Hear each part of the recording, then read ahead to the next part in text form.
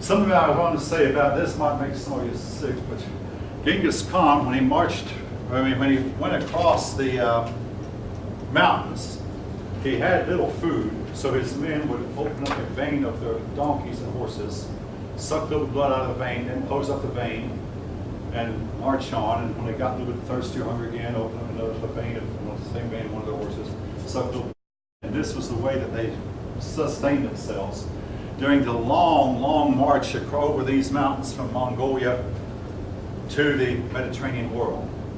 Again, they were a tough bunch to beat.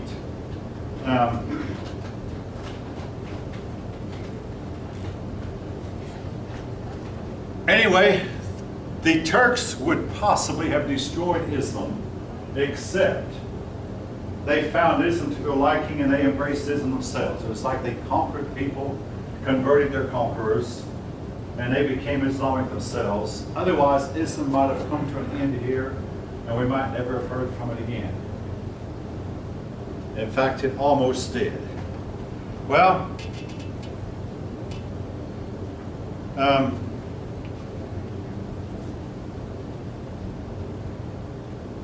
something else I must mention, while these Mongolians were coming over, now the Turks were a branch of the Mongolians, and the Mongolian migration did start with Genghis Khan. Even though I wouldn't call Genghis Khan a Turk, to clarify, but they came from the same place. Genghis Khan's armies, and when he died, the Turks came a little bit later. But they also brought something else with them. A certain type of rat followed Genghis Khan's armies as they came across the mountains. And this rat was carrying the Black Death, which hit Europe in 1307 and wiped out a third of Europe's population. So again, keep Genghis Khan in mind. We will talk about him when we come back to chapters 12 and chapter 13. Actually, he fits in with another chapter also. Genghis Khan never quite got to Europe. Now, the Mongolians did conquer Russia and held it for some 200 years, which we'll talk about later also. So Europe was spared. Well, Russia served as a buffer. Russia is huge. It serves as a buffer between the Mongolian world and the European world. But Europeans were spared the onslaught of the Mongolians, thanks in part to the fact that Russia here serves a buffer. The Arab world serves a buffer. And it's interesting to see what would have happened if Genghis Khan decided to make straight for Europe. Again, we do not know if Europeans would have been ready to fight him. All right, which takes us up to the Crusades. Crusades.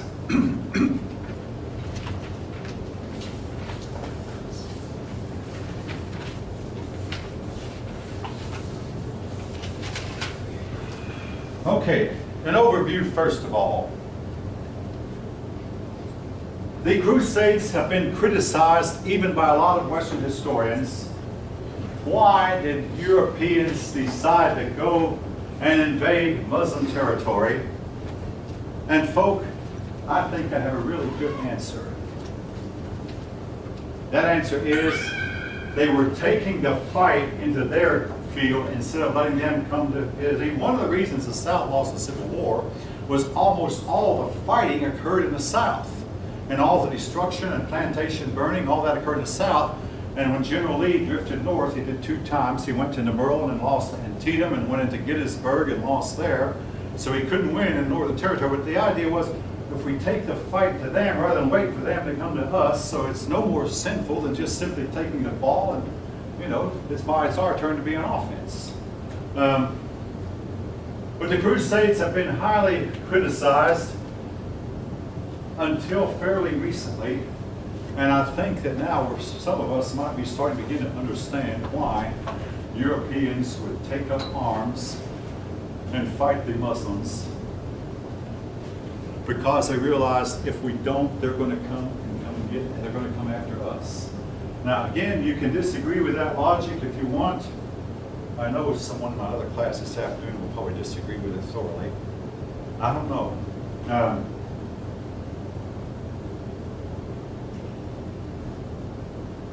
Anyway, there were actually there were about 200 crusades, if you count every little movement, but there were only 9 of them that were really big.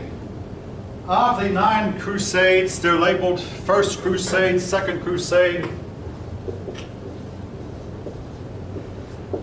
and so on and so forth, down to the 9th.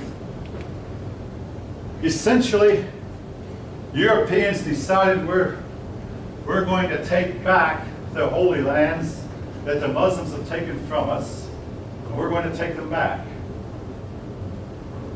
The Pope promised several things. Number one, pardon for all sins. If you're in prison, even if for a very vile crime, you could be released from prison if you promise to go. He promised a happy afterlife. Now, the Christians accused the Muslims of robbing pilgrims. I mean, Europeans were going to have it making pilgrimages to the Holy Land and visiting the places where that Christ lived and visiting Jerusalem. And they accused the Arabs of robbing them. Now, your authors will state that there is no evidence that this actually went on. Again, I say it's a classic case of modern day people trying to second guess people who lived 700, 800, and 900 years ago. The people living at this time came back to Europe claiming, hey, we were beaten up and robbed while we were in Russia. We were beaten up and robbed by Muslims. And in fact, a group of knights got together and they said, we'll protect you for a fee. We'll protect you and give you to guarantee you a safe passage. So you would travel with about 100 armed knights to guarantee you get there. Folks, I mean, you can believe what you want to believe. The people living at the time told us that their pilgrims were being robbed as they went through the Holy Land. Be that as it may, this was a story that got a lot of Europeans upset. Also, another reason for the Crusades was the Eastern Byzantine Emperor, Alexius by name, and we'll learn this name later, but the Emperor Alexius said that the Muslims are threatening us and have appealed to Europe, well, you are Europeans, please come here and help us because we cannot fight the Muslims by ourselves. And the Pope was then answering the appeal by the Eastern Byzantine Emperor. Now, at this time, the Christian church is split.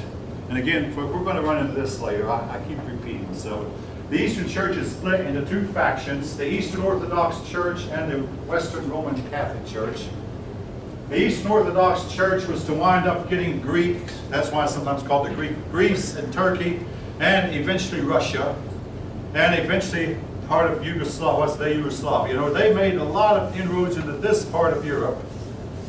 And then the Roman Church had most of the rest of Europe, Scandinavia, the British Isles, and this part of Europe.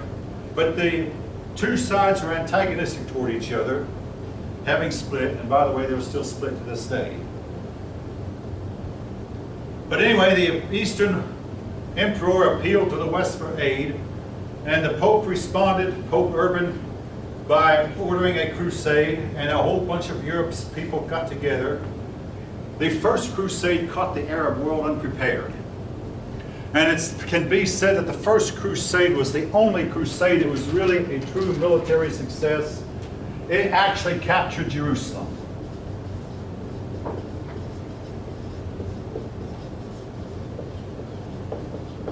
It captured Jerusalem and held Jerusalem for about 100 years. The Second Crusade, the Crusaders started quarreling among themselves, and it did not gain any more territory, didn't lose much either, but it was not a success. In the meantime, between the Second and Third Crusade, the Arabs were able to take back Jerusalem and take back almost all the territory that the First Crusade had captured. And the Third Crusade was, again, the Europeans started fighting among themselves, but try as they might, they simply could not take the Holy Land. Or in the case of the Third Crusade, the French king, whose name I'll give you later, but the French king and the English king were marching side by side, the German king, the Holy Roman Emperor. Well, the Holy Roman Emperor drowned, the French king turned back and went home, and that left only the English king. If the Holy Roman Emperor had not tried to cross the river in a heavy suit of armor and had survived, if the French king with his army had stayed with it, perhaps the Third Crusade would have had more success. As it is, making a long story short, each crusade was met with less success as the Arab world became more prepared. And after the crusades lasted 200 years, from 1095 till 1290, 195 years, almost 200 years, and they could not dislodge the Arab hold. They could not destroy Islam. However, it marked a turning point in that up until this time, it had been the Arabs on the offensive, with the Europeans playing a defensive role, but with the Crusades, the Europeans took the offensive and put the Arabs into a defensive mode. And again, you'll have to make up your mind for yourself whether or not they were justified or can be were justifiable. Again, you said between the second and third crusades. A leader took over named Saladin, and your book does mention him, so I'm going to put his name here. S-A-L-A-D-I-N, Saladin. He was the leader who drove the Crusaders out of Jerusalem. He was the leader who drove most of the Crusaders out of most of the land they conquered. The Crusaders still held on to, I believe, Acre, or one of those cities, which they were driven out of there later. Now, Saladin made news in my lifetime. How a modern-day Iraqi leader claimed that he was the reincarnation of Saladin. His name was Saddam Hussein. Most of them have heard of him. But he made the fantastic claim that, number one, he was the reincarnation of two ancient Iraqis, Nebuchadnezzar and Saladin. And they were his heroes for two reasons. Number one, Nebuchadnezzar had conquered Jerusalem. And number two, Saladin had also conquered Jerusalem. But guess what? Saddam Hussein did not conquer Jerusalem. But he claimed that he was the reincarnation. He claimed that he looked like Nebuchadnezzar. Now again, you can look at what we have in the way of photos, or pictures, of Nebuchadnezzar, pictures of Nebuchadnezzar. I don't see the resemblance. We do have some pictures of Saladin. Again, I didn't see the resemblance, but he was the great Arab leader who had the ability to hold a lot of the Arab world together. And of course, he was helped out with the fact the Arab world realized we have to unite because Europe's going to conquer us if we don't. So he got a lot of the Arabs together, and they drove most of the Crusaders out of Jerusalem and the Holy Land. Then came, of course, the 4th, 5th, 6th, and 7th, and 8th, and 9th Crusades. These were less and less successful all the time. Each one of them. Now you might wonder, why did Europe stop the crusading spirit? Simply this: in 1307, the Black Plague struck Europe and carried off a third of Europe's population. And neither side, neither the Arabs nor the Europeans were able to mount any kind of offensive under those conditions. I mean, people just did not want to band together an army. I mean, you may not realize, folk, but armies used to be the main way that diseases were spread. And throughout most of history, more troops have been killed by plague than have been killed by battles. Plagues would hit armies, and of course, Europe was not ready to get an army to combat this Black Death.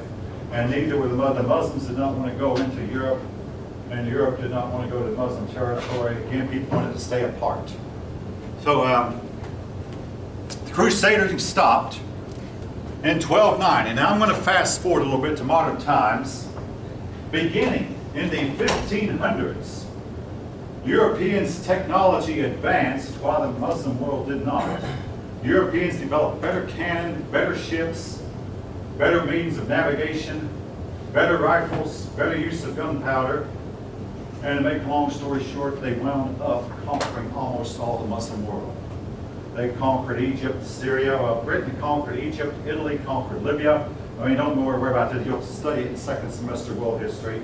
But essentially, almost every Muslim country was conquered, including Iran and Iraq.